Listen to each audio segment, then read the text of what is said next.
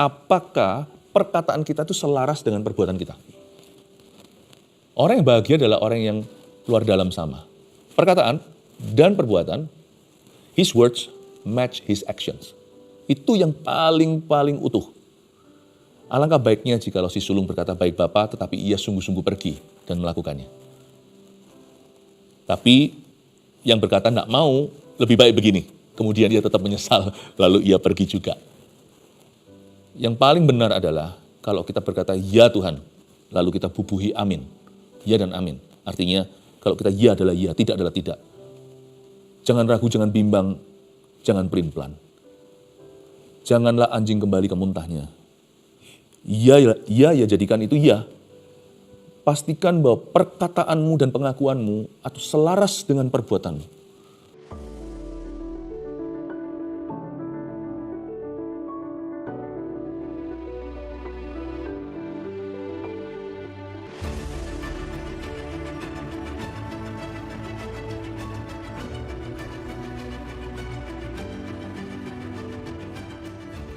Shalom keluarga Saat Teduh Bersama. Puji Tuhan, hari ini kita akan sama-sama masuk ke dalam hadirat Allah dan Roh Kudus akan ajari kita sesuatu yang baru. Urapi kami semua untuk mendengar suara-Mu, urapi hamba-Mu untuk menyampaikannya. Tuhan, terima kasih. Bahkan Tuhan Yesus, bukakan tingkap langit-Mu, hikmat marifat tertentu. Kami percaya Tuhan hendak berbicara kepada setiap orang dan beberapa orang secara khususnya. Roh Kudus-Mu yang ambil alih. Demi nama Yesus. Amin. Saya mau sampaikan firman tapi barusan saya dapat sesuatu. Ada seorang anak muda yang meninggalkan rumahnya. Sebenarnya Anda minggat. Dan bukan berarti orang tua tidak tahu keberadaan Anda, tapi pisahnya nggak baik-baik. Anda meninggalkan rumah dan pemandangan terakhir berantem seru. Perang dunia di rumah dengan papa mama. Kembali, balik. Dan telan gengsimu, berrekonsiliasi, sebab nanti Tuhan memberikan roh pengampunan yang kaya sekali baik di dalam hati Anda maupun dalam hati orang tua Anda. Saya rasa harus sampaikan itu dulu barusan ya. Ayo kita baca firman Tuhan. Saya kasih judul hari ini, Anda bisa tuliskan, ketaatan yang sejati dan iman yang nyata. Ada suatu cerita, perumpamaan yang jarang dibahas. Tapi ini penting sekali, yaitu di Matius pasal 21 ayat yang ke-28 sampai 32. Perumpamaan tentang dua orang anak. Saya baca semuanya dulu, lalu nanti saya bahas satu persatu. Tetapi apakah pendapatmu tentang ini? Seorang mempunyai dua anak laki-laki. Ia pergi kepada anak yang sulung dan berkata, anakku, pergi dan bekerjalah hari ini dalam kebun anggur. Jawab anak itu, baik Bapa, tapi ia tidak pergi. Lalu orang itu pergi kepada anak yang kedua dan berkata demikian juga. Dan anak itu menjawab, aku tidak mau. Tetapi kemudian ia menyesal lalu pergi juga. Siapakah di antara kedua orang anak itu yang melakukan kehendak ayahnya? Jawab mereka, yang terakhir. Kata Yesus kepada mereka, aku berkata kepadamu, sesungguhnya pemungut-pemungut cukai dan perempuan-perempuan sundal akan mendahului kamu masuk ke dalam kerajaan Allah. Sebab Yohanes datang untuk menunjukkan jalan kebenaran kepadamu dan kamu tidak percaya kepadanya. Tapi pemungut-pemungut cukai dan perempuan-perempuan sundal percaya kepadanya. Dan meskipun kamu melihatnya, tapi kemudian kamu tidak menyesal. Dan kamu tidak juga percaya kepadanya. Intinya gini ya, jangan biarkan ketidaktaatan Anda di masa lalu mendikte masa depanmu dengan Yesus. Kita semua pasti punya latar belakang, kita semua pasti punya cerita. Setiap orang punya sejarah buruk, karena kita semua adalah keturunan Adam dan Hawa, para pendosa. Tapi hari ini Tuhan ingatkan, kalau kita mau benar-benar mengalami tuntunan Tuhan dan kemenangan, kita mesti melihat ke depan dan mata memandang ke Tuhan Yesus di atas. Yesus itu ada di samping kanan Allah Bapa. Pusatkan pikiranmu pada perkara-perkara yang di atas. Carilah perkara-perkara di atas dulu. Kalau kita mau maju, kita harus lihat ke depan. Dan kalau kita mau mengalami penyertaan Allah yang nyata, kita melihat Tuhan. Ayat 28. Tetapi apakah pendapatmu tentang ini? Wait, ini perumpamaan dimulai dengan Yesus minta pendapat kita. Coba bayangkan betapa pentingnya ini. Tentunya Dia yang Maha Tahu, tidak perlu opini manusia, tidak perlu arahan kita. Kita ini buta dibandingkan dengan Tuhan. Tuhan itu Maha Tahu. Dia melihat segala sesuatu. Dia menembus pandang segala sesuatu yang disembunyikan orang.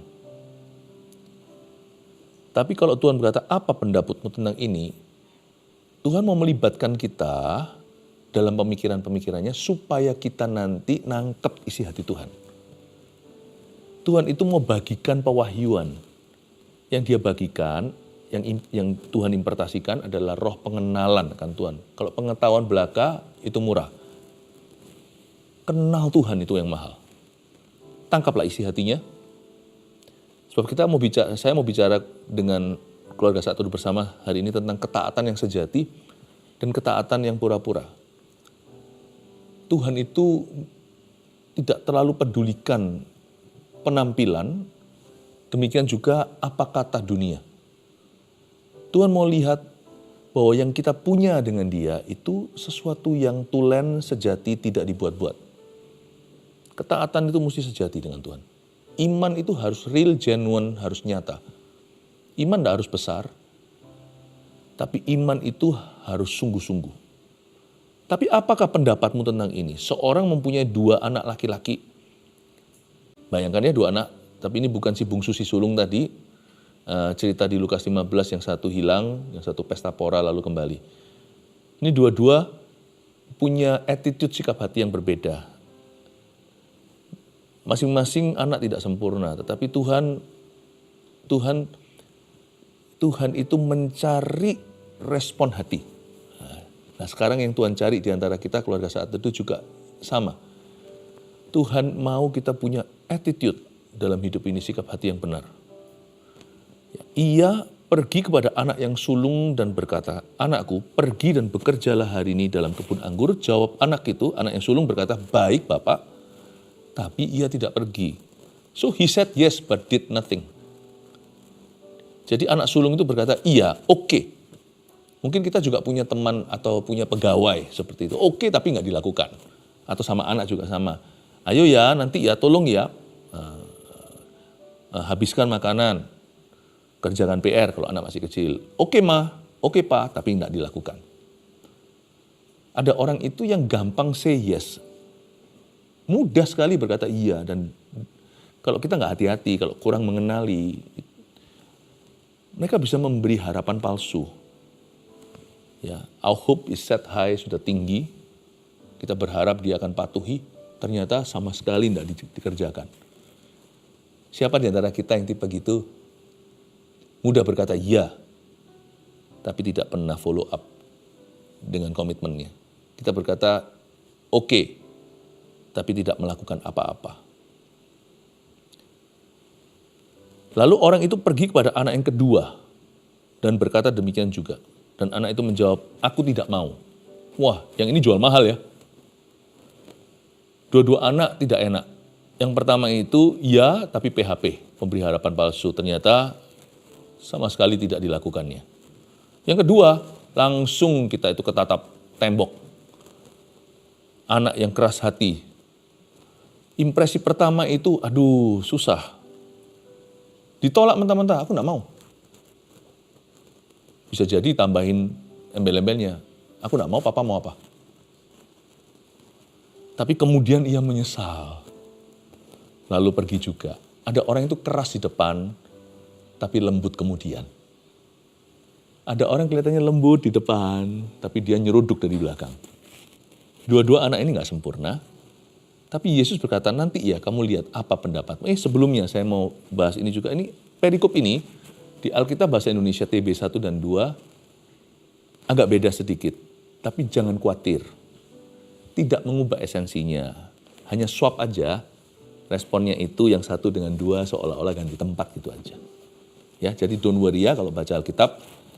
Kita dengan roh pengenalan akan Allah, Roh Kudus di dalam kita. Kalau kita mengerti apa yang Tuhan maksudkan, nangkap isi hati Tuhan. Kalau kita itu berniat waktu baca Alkitab itu berniat untuk melakukan firman itu tidak akan tersesat. Oke, kembali ke ini ya. Jadi ada juga anak yang berkata no dulu. Tidak, tapi kemudian dia taat.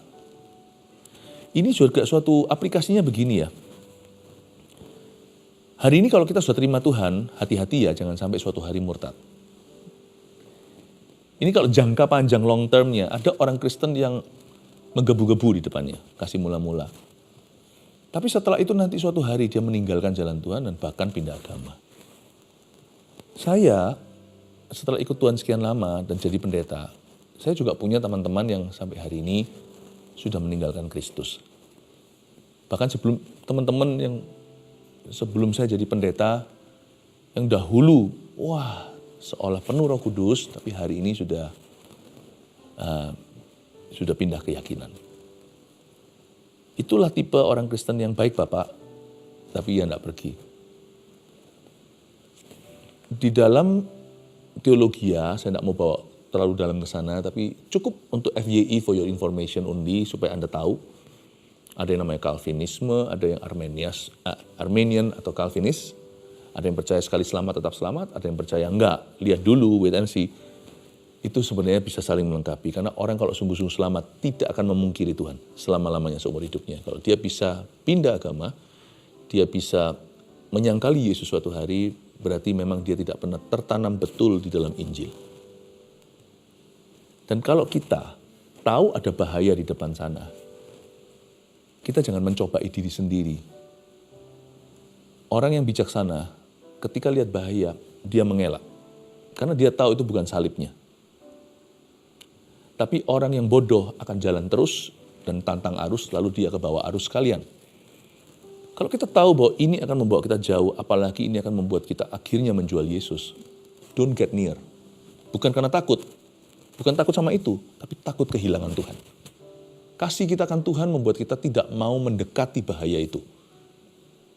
Sama dengan kalau kita cinta sama anak, kita nggak mungkin, padahal masih jauh tuh jalan raya, tapi anak sudah mulai di pintu aja sudah kita langsung rampas, kita langsung gendong, kita berkata hati-hati, tutup pintu.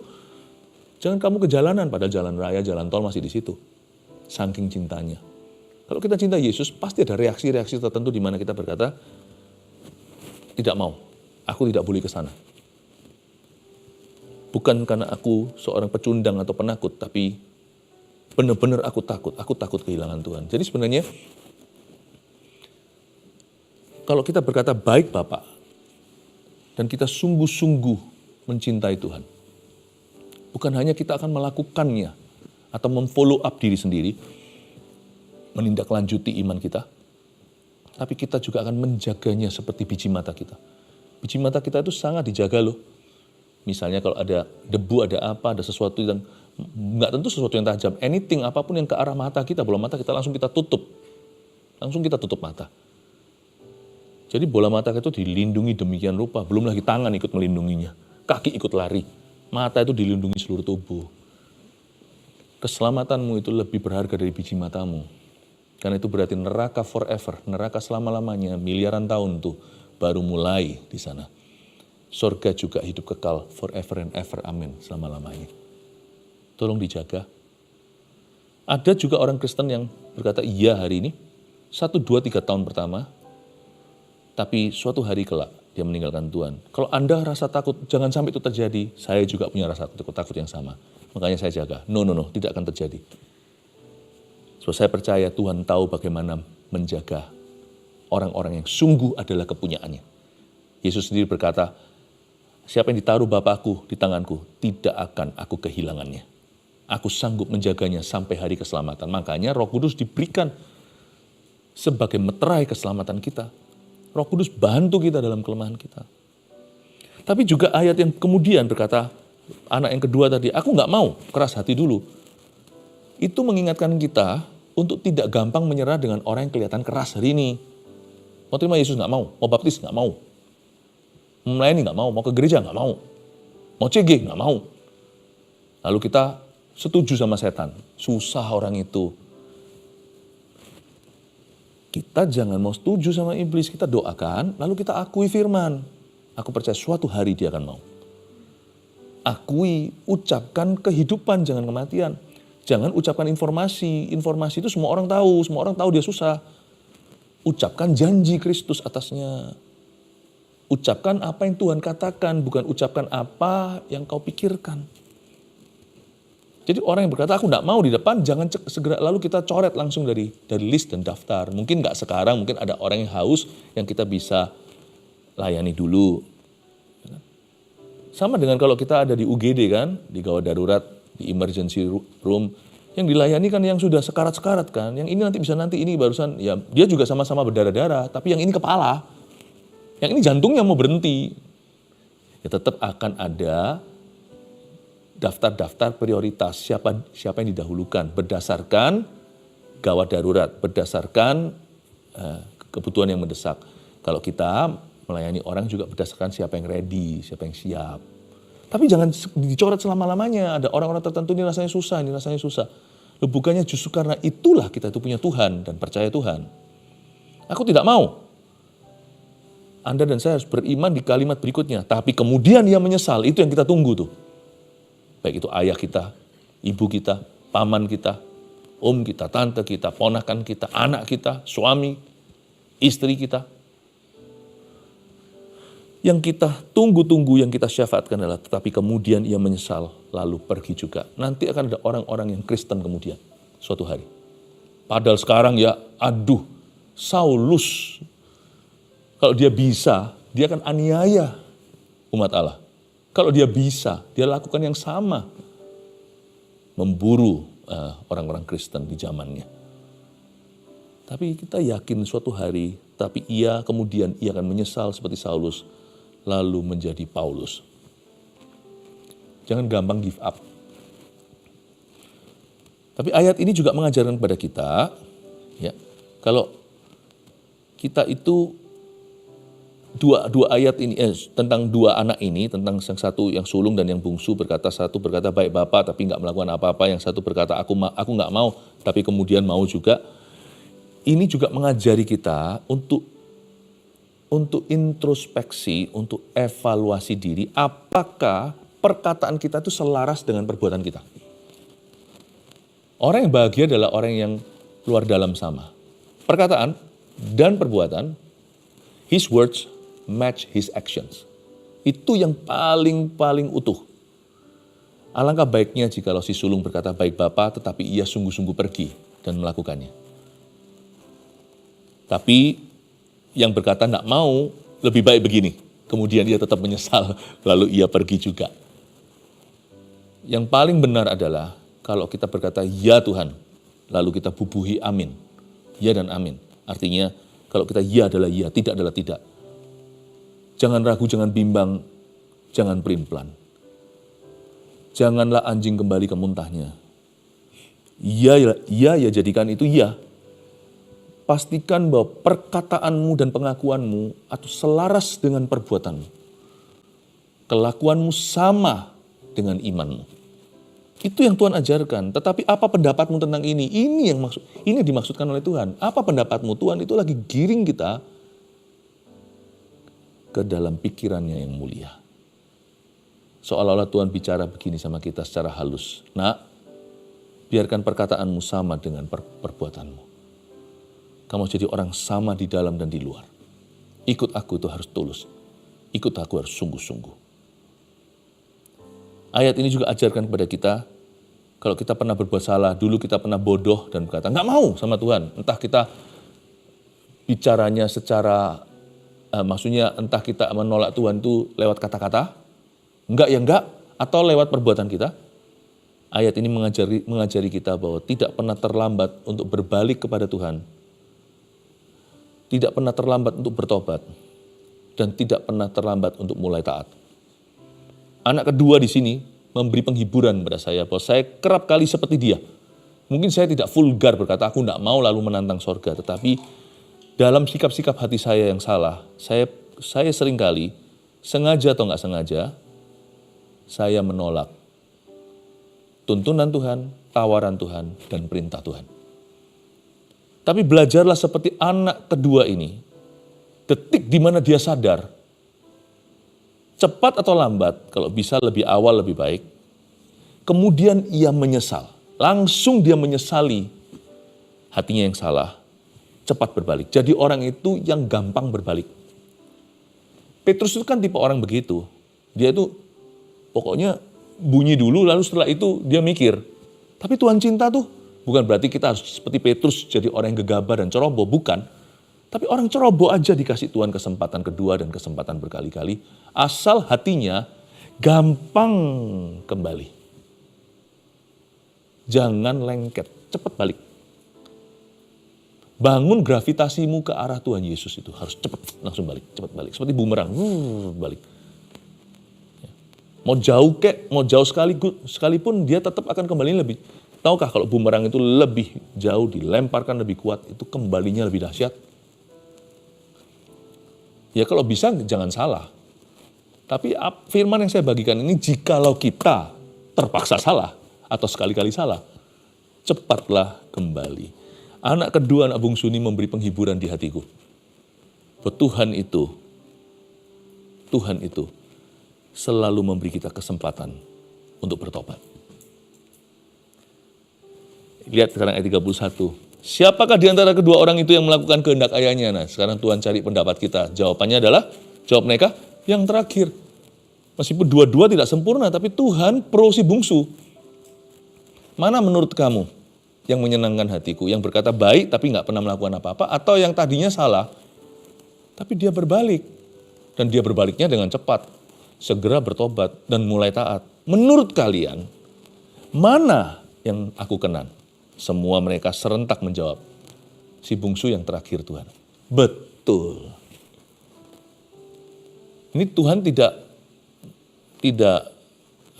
approve atau tidak berkata bahwa kesalahannya dia oke loh ya. Bahwa oke menolak Tuhan, bukan. Tapi Tuhan memuji dia. Dia cepat sadar. Dan memuji dia karena dia tetap berusaha taat setelahnya. Lihat Tuhan itu ya. Turunkan standar demi kita. Realistis sekali dengan kelemahan kita. Kalau Tuhan bisa menerima kita, jangan menolak dirimu sendiri. Dan juga jangan tolak orang lain, jangan suka menghakimi masa lalu orang lain. Jangan-jangan nanti orang yang suka begitu, dia sendiri akan dihakimi. Suatu hari Tuhan akan mengekspos dia habis-habisan. Kata Yesus kepada mereka, kita lihat lanjut ayat 31. Aku berkata kepadamu, sesungguhnya pemungut-pemungut cukai dan perempuan-perempuan sundal akan mendahului kamu masuk dalam kerajaan Allah. Kira-kira Tuhan menghina orang-orang dia sebut sebagai pemungut cukai dan perempuan sundal? Atau ini adalah bahasa yang sangat ironis, malahan Tuhan memuji mereka karena Tuhan membubuhkan kalimat, justru orang-orang yang kau hina ini, yang kau tolak, yang kau hakimi masa lalu mereka ini, mereka akan mendahului kamu masuk dalam kerajaan Allah. Wow. Apa yang Tuhan coba katakan? Apakah berarti kita boleh melakukan dosa orang-orang ini, pemungut cukai, perempuan sundal? Bukan. Tapi yang Tuhan highlight, yang Tuhan garis bawahi, yang Tuhan stabilo dengan warna yang menyala adalah usaha mereka untuk percaya. Atau niat hati mereka untuk berbalik. Dan juga kesungguhan mereka untuk taat pada Tuhan. Meskipun nasi mereka udah jadi bubur pun, mereka pakai bubur itu sungguh-sungguh untuk memuliakan Tuhan dan berdoa dulu sebelum makan. Yesus tidak kondon atau tidak mempromosikan dosa para pemungut cukai dan perempuan sundal. Yesus promosikan adalah hati mereka yang berusaha kenal Tuhan. Sebab Yohanes datang untuk menunjukkan jalan kebenaran kepadamu dan kamu enggak percaya kepadanya. Tetapi pemungut-pemungut cukai dan perempuan-perempuan sundal percaya kepadanya. Itu respon hati yang Tuhan cari. Ini loh. Mereka itu percaya sama aku ketika aku muncul di depan mereka. Ketika aku berkata aku tidak cari orang benar tapi orang berdosa. Seperti tabib bukan mencari orang sehat tapi orang sakit. Mereka percaya. Dan meskipun kamu melihatnya, kamu di sini itu ahli Taurat, orang Farisi yang sudah dari lahir religius, dan mereka kira mereka bisa aman dalam status, tapi mereka tidak pernah memberi respon yang benar terhadap Yesus. Dan meskipun kamu melihatnya, tapi kemudian kamu tidak menyesal dan kamu juga tidak percaya kepadanya, yaitu tidak percaya kepada Yohanes Pembaptis yang bersaksi tentang Yesus. Dari ayat ini 32, saya melihat Jesus celebrating people's transformation today.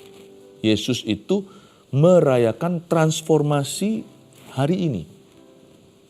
Dia tidak tertarik dengan mengungkit-ungkit apa yang di belakang, asal itu sudah diselesaikan. Lain cerita kalau ada orang hutang sama orang lain, ya harus kembalikan hutangnya. Tuhan mengampuni dosamu, tapi Anda tetap punya tanggung jawab sosial. Tapi Tuhan tidak ingin mengungkit-ungkit apa yang di belakang kalau kita tobati sungguh-sungguh. Karena yang Tuhan rayakan adalah hidupmu hari ini. Yang penting bagi Tuhan itu responmu now into the future. Respon hatimu saat ini, sikap hatimu itu berbicara lebih keras daripada historimu atau sejarahmu. Sikap hatimu sekarang memasuki masa depan itu lebih penting bagi Tuhan.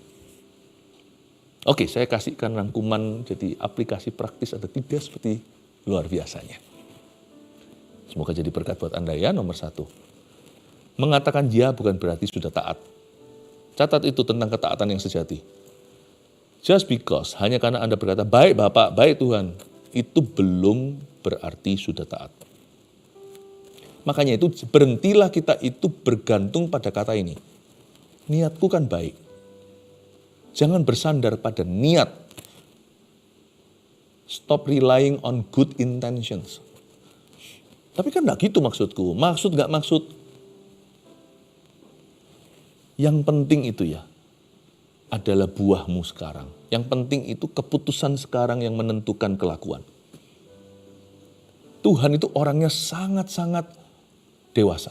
Tuhan itu orangnya itu sangat-sangat objektif. Tuhan itu orangnya itu sangat enak diajak omong, diajak bicara. Tuhan itu orangnya itu sangat fair, sangat adil. Jadi meskipun mungkin kita masih gimana gundah gulana gelisah, saya selalu begini, bukan berarti saya percaya pada perbuatan saya. Tapi bagaimana saya tahu iman saya kalau tidak lewat perbuatan saya? Saya bilang, Tuhan mungkin aku tidak sempurna, aku banyak belepotan Tuhan. Tapi lihat hari ini, berbohong atau jujur, aku pilih jujur. Detik hari ini, saya tidak bangga. Seolah-olah saya memiutangi Tuhan. Kalau saya melakukan kebenaran, itu seharusnya karena Engkau sudah beli aku dengan darah. Tuhan, hari ini, aku disuruh pilih benci atau mengasihi, aku pilih mengasihi. Udah yang penting itu.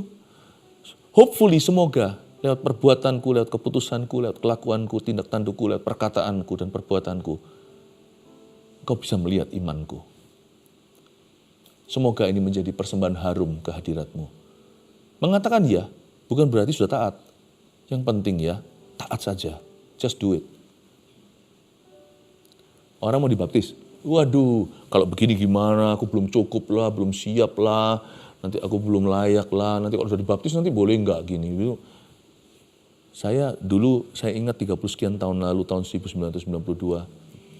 Semakin dipikiri semakin jauh. Saya akhirnya berkata pada diri sendiri, peduli amat. Kalau ini firman Tuhan, dan yang difirmankan itu tentang aku, nyemplung aku. Saya masuk dengan iman. And no turning back. Saya tidak menoleh ke belakang. Sejak hari itu, sejak detik itu, hingga sekarang. Salah satu keputusan terbaik yang saya buat secara tanda kutip gegabah. Bukan gegabahnya tanpa mikir. Tapi terlalu banyak mikir gak akan pernah melangkah. Saya gegabah dalam arti satu titik saya berkata, finish thinking. Semoga Tuhan melihat bahwa niatku kusambung dengan langkah yang nyata. Niatku kusambung dengan taat. Semoga Tuhan bisa melihat niat saya. Semoga Tuhan bisa memandang intention of my heart. Semoga Tuhan bisa melihat maksud hatiku. Lakukan saja. Kalau itu perintah Allah. Mengatakan ya saja murah. Melangkah dan yamu itu terbukti. 2, tidak ada kata terlambat untuk bertobat dan taat pada Tuhan. Ini yang saya sebut repentance leads to righteousness. Pertobatan itu selalu menuntun kita pada kebenaran. Righteousness bukan hanya kebenaran. Righteousness itu kesucian. Aku tidak suci. Tapi kalau saya hari ini bertobat, saya nggak peduli dunia bilang apa tentang saya. Karena saya kalau sudah dibenarkan di mata Tuhan, jangan seorang pun berani memanggilmu haram kalau Tuhan sudah menghalalkanmu. Saya punya keyakinan iman yang kokoh yang saya mau impartasikan ke Anda. Punya rasa secure atau rasa aman diri yang tinggi dengan Tuhan. If God has already accepted me, kalau Tuhan sudah menerima saya, siapakah dirimu untuk berkata sebaliknya? Saya selalu punya iman yang begitu rupa terhadap Tuhan di atas manusia. Over manusia-manusia yang ada di sekeliling saya. Mataku tertuju kepadamu. Kalau Anda tidak punya iman seperti ini, Anda pasti akan selalu goyah di setiap langkah. Anda akan jadi mainan yoyonya setan yang paling mudah. Anda akan dipermainkan terus dengan kehidupan. Hidup akan selalu ada gelombang. Tapi hatiku tidak boleh bergelombang. Saya tahu kalau Tuhan menerima kita, siapa lawan kita. Tidak ada kata terlambat untuk bertobat. Cepat balik. Cepat balik dan katakan dalam hatimu peduli amat. Ini cuek yang perlu nih. Peduli amat. Apapun di belakang sekarang, aku siap. Kalau Tuhan yang suruh aku tanggung konsekuensinya asal Tuhan besertaku, aku siap. Yang penting pokoknya aku bertobat, segera taat. 3, rayakan perubahan dalam hidup orang lain daripada menghakimi masa lalu mereka. Ini juga bisa terapkan terhadap dirimu sendiri. Rayakan perubahan dalam hidupmu daripada menghakimi masa lalumu sendiri. Untuk orang lain juga untuk kita. Bukankah Tuhan berkata, kasihilah dirimu sendiri dulu, baru setelah itu orang lain. Makanya ada perintah, kasihilah orang lain sesamamu manusia seperti dirimu sendiri. If you cannot forgive yourself, tidak bisa mengampuni dirimu sendiri, you have a problem with God. Anda punya masalah dengan Tuhan. Dan kita akhirnya akan punya masalah dengan orang, karena kita tidak akan bisa mengampuni mereka pula. Rayakan perubahan hidupmu sendiri hari ini. Setiap langkah itu berharga, rayakan perubahan dalam hidup orang lain daripada menghakimi masa lalu mereka. Saya percaya kalau kita bisa memahami yang Yesus katakan. Yesus berkata, apa pendapatmu? Akhirnya kita nangkap isi hatinya. Hidup kita nggak bisa nggak damai sejahtera, karena ketaatan yang sejati dibangun di atas dasar hubungan yang mapan dengan Tuhan. Semoga imanmu semakin kuat, dan semoga juga Anda semakin taat. Ya, semakin berhenti bicara dengan diri sendiri, semakin banyak bicara dengan Tuhan Yesus. Jesus loves you, Tuhan Yesus mengasihimu. Mari kita menghampiri tahta Tuhan sekali lagi sebelum kita akan berdoa bersama-sama, memohonkan kepada Tuhan setiap kebutuhan doa. Haleluya. Saya bacakan dulu kesaksian untuk menguatkan Anda sebelum meminta mujizatmu hari ini kepada Tuhan. Saya percaya Tuhan masih mendengar doa. Yang percaya katakan amin. Happy Kristi. Shalom Pastor Philip, saya happy dari Jakarta ingin bersaksi. Saat kakak saya meminta saya ke Surabaya, suami langsung mengizinkan saya berangkat. Padahal kondisi saya sedang kurang sehat. Di sana saya menghadapi banyak masalah keluarga hingga mengalami kecemasan berlebih dan berat badan turun drastis. Puji Tuhan saya memiliki suami yang baik dan pengertian. Saat di Surabaya saya mengikuti ibadah di GMS Surabaya Barat dan sangat diberkati. Sejak itu saya mulai konsisten mengikuti saat teduh bersama dan didoakan. Sekarang saya sudah kembali bersama suami di Jakarta. Kecemasan saya berkurang, asam lambung sembuh, dan berat badan mulai naik kembali. Melalui doa dan sesi saat teduh bersama tentang bebas dari rasa cemas, Tuhan benar-benar memulihkan saya. Pastor, mohon doa agar kami diberi keturunan. Makasih Pastor dan tim. Tuhan Yesus memberkati pelayanan Pastor dan tim. Pasti nanti kita doakan ya. Semua yang di sini yang masih menantikan keturunan, udah menikah sekian lama, belum diberi karunia sama Tuhan, kita sama-sama nanti menghadap ke Tuhan Yesus dan benar-benar mempraktekkan iman kita dalam meminta. Andreas, pada saat teduh bersama 28 Januari 2026, saya sedang mengalami sakit gigi disertai gusi bengkak. Saya mengimani bahwa saya akan menerima kesembuhan melalui saat teduh bersama tersebut. Dalam hati saya berkata, jika Tuhan berkenan, biarlah Pastor Philip menyebutkan sakit gusi atau gigi. Di akhir sebelum doa berkat, Pastor Philip menyebutkan ada yang mengalami sakit gusi dan membutuhkan kesembuhan. Saya langsung percaya itu untuk saya dan mengimani kesembuhan. Awalnya rasa sakit tidak langsung hilang, bahkan sempat terasa lebih sakit. Namun saya tetap percaya dan tidur dengan iman. Keesokan paginya ketika bangun, sakitnya sudah hilang dan gusi yang bengkak sudah kempis.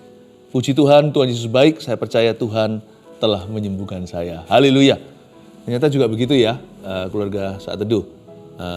Hikmat marifat, kata-kata pengetahuan yang Tuhan berikan juga bisa berasal dari Anda yang berdoa kepada Tuhan. Tuhan bukan hanya menunjukkan perhatian ke orang-orang tertentu untuk membuktikan bahwa Tuhan perhatian pada semua, tapi Tuhan juga mendengarkan loh waktu Anda berdoa dari sebelah sana. Itu komunikasi kita itu benar-benar dengan Tuhan Yesus itu 2 arah. 3 arah bersama dengan kami. Saya percaya hari ini juga pasti Tuhan Yesus akan menjawab kerinduan Anda. Ade Norazura Awang. Shalom GMS, saya Azura dari Malaysia. Saya mulai mengenal GMS melalui Saat Teduh bersama Pastor Philip saat pandemi COVID-19. Saat itu saya sedang melalui tekanan pelayanan dan pergumulan pribadi yang berat, hingga tanpa sadar akar kepahitan tumbuh dalam hati saya. Saya berhenti kerja untuk membantu perniagaan keluarga sambil tetap aktif melayani di gereja. Beban tanggung jawab yang besar membuat saya mengalami tekanan emosi dan kemurungan. Dalam doa dan puasa, saya memilih menyelesaikan tugas mendraft sejarah gereja saya. Namun setelah tidak melayani sepenuh masa, saya menghadapi salah paham dan tekanan. Keputusan meninggalkan perniagaan keluarga juga membawa saya pada situasi kebangkrutan. Ujian besar dalam hidup saya. Dalam musim yang gelap itu, Tuhan memakai Saat Teduh bersama dan ibadah GMS untuk memulihkan hati saya. Terima kasih GMS, Tuhan Yesus memberkati. Salam kasih dalam Kristus. Nah, saya senang sekali karena ini bukan usaha perorangan, benar-benar semua keluarga GMS di balik ministry Saat Teduh bersama ini, baik yang berdoa, baik yang menunjukkan, baik yang di balik kamera segalanya. So saya senang mendengarkan ada keluarga Saat Teduh bersama juga mengapresiasi rekan-rekan kita, teman-teman kita yang ada di GMS yang sudah setia melayani Anda. Hari ini kita mau memuji Tuhan, lepaskan semua beban. Saya percaya kalau kita beriman, sesuatu pasti akan terjadi. Dan siapa tahu, saya tahu, hari ini Tuhan pasti akan mendengar doa kita. Ya, kemenangan sudah ada di pihak kita, katakan amin. Saya ajak kita masuk ke Saat Teduh pribadi, di Saat Teduh bersama. Pejamkan mata, tenang saja, renungkan refleksi hati. Mana-mana area yang Anda pernah katakan pada Tuhan, baik Tuhan, tapi sampai hari ini belum kau lakukan. Renungkan coba. Roh Kudus pasti akan munculkan. Ini ada Roh Kudus di antara kita. Dialah hikmat itu nanti yang berbicara. Atau ada area tertentukah di hidupmu yang sampai hari ini kau keraskan hatimu. Itu yang saya sebut area kekerasan hati. Di mana Anda dengan jelas tanpa rasa sorry berkata, aku nggak mau Tuhan. Jangan pernah kita punya alasan, aku nggak kuat. Kalau kita masih bisa memberontak, berarti kita juga bisa kuat untuk taat. Aku tidak mau. Kau izinkan daging Adam dan Hawa padamu itu untuk menguasaimu. Sehingga tidak lembut dan keras hati. Jangan ya, ayo retreat, ayo. Ambil langkah mundur karena itu kalau diterjang nanti Anda sendiri yang sakit. Dan orang lain sekeliling Anda mungkin juga akan tersakiti, tapi Anda dulu yang sakit pasti. Tuhan tak mau itu terjadi. Bilang dalam hatimu, Tuhan lembutkan hatiku. Lembutkan hatiku supaya aku tidak keras sama firman-Mu. Supaya kalau Engkau berbicara aku tidak mengeraskan hati. Coba renungkan di area mana yang Anda perlu hari ini surrender, serahkan ke Tuhan. Tetap dalam mata terpejam, Anda bisa ulurkan tangan juga. Saya mulai akan mendoakan kebutuhan-kebutuhan ini, dan waktu saya pegang ini, saya mau merasakan beban-beban Anda. Oh ramatakaya syukutanaya rana matakanana yasu. Oh ramatakaya shanana matakanana matakaya syukutanana. Ora mata kaya sudah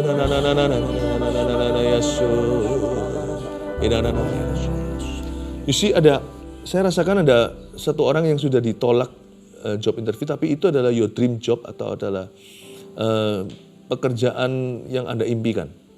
Saya kok merasa Anda barusan minta peneguhan dan inilah konfirmasi yang Anda butuhkan. Apply lagi. Kali ini ada 153 ikan, kali ini Anda akan diterima. Reapply sekali lagi, Anda akan masuk goal berikutnya ke interview kedua, Anda akan diterima pada akhirnya. Jangan marah, jangan kepahitan, jangan mudah menyerah. Mulai masukkan lagi aplikasinya, aplikasi pribadi, masukkan kembali permohonannya untuk interview itu. Tuhan akan memberikan kepadamu. Demikian pula ada orang yang saat ini benar-benar sudah susah dengan, ada orang yang Tuhan mau kasih jodoh, tapi Anda juga jangan menyerah, sekalipun hari ini Anda sudah tinggal menjadi teman biasa, seperti dijauhi, seperti ada orang lain, padahal sama-sama anak Tuhan. Anda tunggu doa nanti ya, kalau Anda tetap jadi teman yang baik, siapa tahu Tuhan akan memberikan dia kepadamu. Saya kok merasa saya perlu ngomong ini.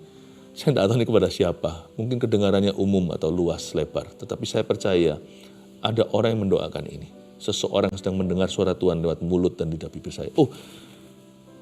Tetap dalam hadirat Tuhan, tetap semua orang fokus ke Yesus. Saya melihat ada satu orang anak kecil umur barusan ulang tahun umur 3. Anak perempuan, kakinya bengkok seperti hampir O begitu. Dan jalannya tidak bisa dengan baik. Malah justru dia cenderung gak mau jalan karena malu. Atau karena tidak nyaman. Ya, kalau lihat orang lain lari-lari dia gak bisa.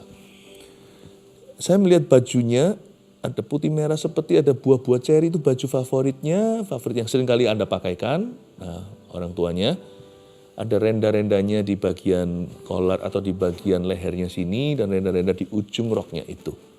Dan suka pakai itu, tapi kakinya seperti bengkok. Tuhan akan luruskan kakinya dan Tuhan sedang luruskan kakinya sekarang. Anak ini akan oke jalan setelah ini, bahkan akan lincah dalam nama Yesus. Saya melihat kakinya yang bengkok lebih ke arah O seperti itu. Tuhan Yesus luruskan detik ini di dalam nama Yesus. Aku percaya mujizat terjadi dan mujizat biarkan terus terjadi dan sedang terjadi dalam nama Yesus. In Jesus name, putri Anda kakinya lurus dan jalannya lancar dalam nama Yesus. Receive miracle in Jesus name. Makasih Tuhan, hamba berdoa untuk semua permohonan doa yang lain. Tuhan Yesus lawat mereka satu persatu yang hamba-Mu tidak bisa nubuatkan karena tidak mungkin setiap orang ya Tuhan terucapkan. Tuhan yang memungkinkan. Tuhan yang memungkinkan semua orang dilawat oleh Tuhan. Setiap orang mengalami zaman pribadi dari Kristus. Tiada yang mustahil dan tiada jiwa yang jauh. Tuhan sekarang dekati setiap orang, lawat setiap pribadi yang haus, dan Engkau sekarang jamah setiap orang yang berdoa. Dalam nama Yesus terpujilah nama Tuhan. Haleluya. Melainkan Kristus hidup dalamku, beri kami hati yang taat selalu. Kami mau selalu dengar-dengaran dan menurut tuntunan-Mu. Tuhan, kami mau melangkah setiap hari bersama dengan Yesus, berjalan dengan Tuhan sampai Tuhan memanggil kami. Terima kasih Tuhan Yesus. Jemaat yang dikasihi Tuhan, mari mengangkat kedua tangan untuk menerima berkat dari Allah Bapa, Putra, Roh Kudus. Dan biarkan roh taat lebih kuat di dalam jiwamu. Dalam nama Yesus, sejahtera, shalom, peace. Amin.